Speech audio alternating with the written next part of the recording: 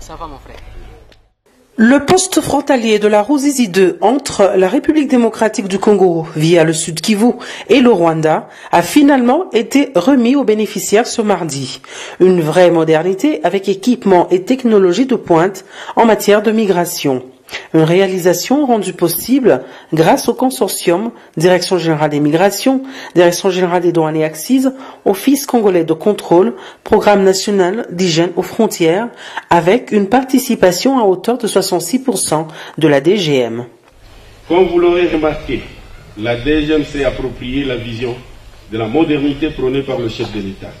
Ces vastes projets visent le renforcement des capacités des cadres et agents, ainsi que la modernisation de ces installations partout où elle exerce ses compétences.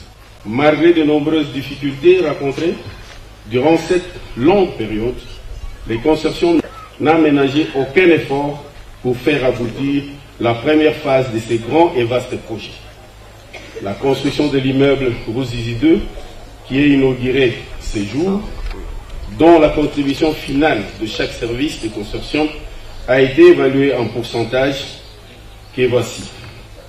1. DGM 66%. 2. DGDA 23%. 3. OCC 8%. Et 4. PNHF 3%.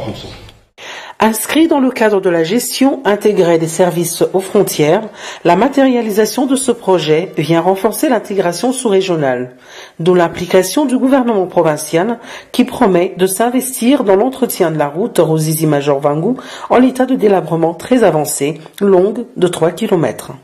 Par la même occasion, la Direction générale des migrations a inauguré le bâtiment annexe de sa direction provinciale, construit pour améliorer davantage les conditions de travail de ses agents.